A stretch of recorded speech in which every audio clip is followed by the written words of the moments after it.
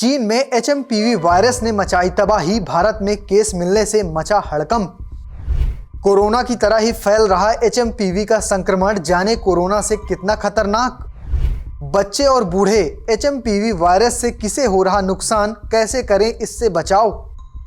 पूरे चीन में एक बार फिर से मेडिकल इमरजेंसी जैसे हालात बन गए हैं। एचएमपीवी वायरस की चपेट में आने से अस्पतालों में लोगों की लंबी लंबी लाइनें लग गई हैं। हर तरफ खौफनाक मंजर नजर आ रहा है। अब इस खतरनाक वायरस का पहला केस भारत में भी मिल चुका है। इसके बाद भारत सरकार भी हरकत में आ गई है। तो चलिए इस वीडियो में आपको बताता हूं कि एचएमपीवी वायरस की खास विशेषता क्या है, ये वायरस कोविड से कितना खतरनाक है, इससे कैसे बचें और अब तक WHO और भारत सरकार ने क्या क्या कदम उठाए हैं। चीन का एचएमपीवी वायरस भारत पहुंच गया है। इसका पहला केस बेंगलुरु में दर्ज किया गया है। बताया जा रहा है कि 3 महीने की बच्ची और 8 महीने का बच्चा इससे संक्रमित हुए हैं। एक निजी अस्पताल में ये टेस्ट किया गया था, जिसमें बच्ची एचएमपीवी वायरस की पॉजिटिव पाई गई है। इसके अलावा गुजरात में भी 2 महीने के बच्चे में संक्रमण पाया गया है।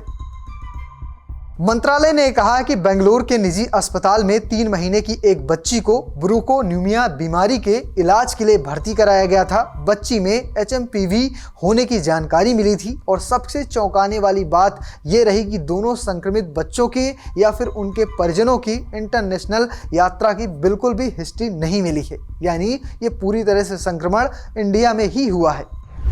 क्या है एचएमपीवी?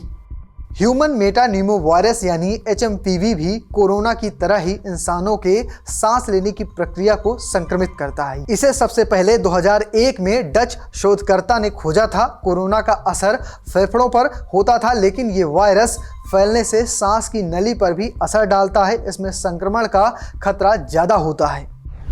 कैसे फैलता है एचएमपीवी का संक्रमण? इसको लेकर सबसे बड़ा सवाल यही है कि कैसे ये स्प्रेड होता है। तो CDC के अनुसार एचएमपीवी खांसने और छींकने से निकलने वाले ड्रॉपलेट्स, हाथ मिलाने, किसी के स्पर्श करने, नज़दीकी संपर्क में आने, दूषित सतहों पर हाथ लगाने, मुंह, नाक और आंखों को छूने से फैलता है। क्या हैं एचएमपीवी के लक्षण?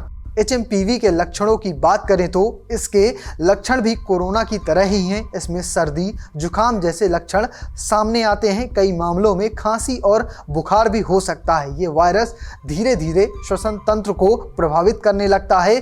कई मामलों में सांस लेने में परेशानी का सामना होता है। हालात गंभीर होने पर जान का भी खतरा हो सकता है। खास तौर पर यह बच्चों और बुजुर्गों को अपना शिकार बनाता है। इसकी पहचान होने में भी 3 से 5 दिन का समय लग सकता है। इससे कैसे बचाव करें ये मैं आपको बताऊंगा, लेकिन उससे पहले देख लीजिए भारत सरकार और WHO अब तक क्या कुछ कर रहे हैं। कोरोना के बाद चीन में पैदा हुई इस बीमारी पर अब भारत पहले से ज्यादा सतर्क है। स्वास्थ्य सेवाओं के DG की अध्यक्षता में एक ज्वाइंट मॉनिटरिंग ग्रुप की बैठक की गई। इसमें चीन की ताजा स्थिति को समझने और उसके खिलाफ तैयारी की आवश्यकताओं पर चर्चा की गई। स्वास्थ्य मंत्रालय ने कहा है कि सरकार सभी माध्यमों से स्थिति पर नजर बनाए हुए है और विश्व स्वास्थ्य संगठन से चीन के हालात पर समय समय से जानकारी साझा करने के लिए निवेदन किया गया है।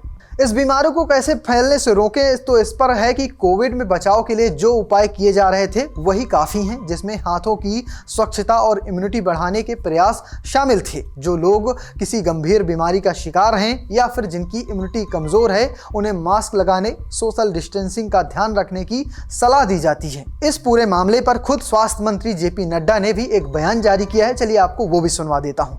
हेल्थ एक्सपर्ट्स ने एचएमपीवी वायरस के बारे में यह स्पष्ट किया है कि यह वायरस कोई नया वायरस नहीं है। इसकी पहचान सबसे पहले वर्ष 2001 में हुई थी और कई वर्षों से ये विश्व भर में फैल रहा है। एचएमपीवी वायरस एक ऐसा वायरस है जो हवा के जरिए सांस लेते समय एक दूसरे में फैलता है। यह सभी आयु वर्ग के लोगों में संक्रमण का कारण भी बनता है। यह विशेष रूप से सर्दी और बसंत के मौसम के शुरुआती महीनों में अधिक देखा जाता है। चीन में जो एचएमपीवी वायरस के मामले पर हाल ही में आई रिपोर्ट्स पर स्वास्थ्य मंत्रालय ने Indian council for medical research के साथ और national centre for disease control के साथ और वर्ल्ड हेल्थ ऑर्गेनाइजेशन के साथ चीन सहित पड़ोसी देशों में स्थिति पर कड़ी निगरानी रखे हुए है। WHO ने भी स्थिति का संज्ञान लिया है और जल्द ही वो भी अपनी रिपोर्ट साझा करेंगे हमसे। ICMR, Indian council for medical research, और integrated disease surveillance programme IDSP के साथ उपलब्ध सांस संबंधित वायरस के देशव्यापी डेटा को भी समीक्षा की जा रही है। ये सारी जानकारियां हेल्थ एक्सपर्ट्स द्वारा दी गई हैं। अगर आपको कोई शंका है या फिर अगर आप कुछ इस पर ज़्यादा जानना चाहते हैं तो अपने डॉक्टर से ज़रूर संपर्क करिएगा। और हाँ, अगर आपको ये जानकारी पसंद आई हो तो चैनल को सब्सक्राइब करना और पेज को फॉलो करना बिल्कुल मत भूलिएगा। धन्यवाद।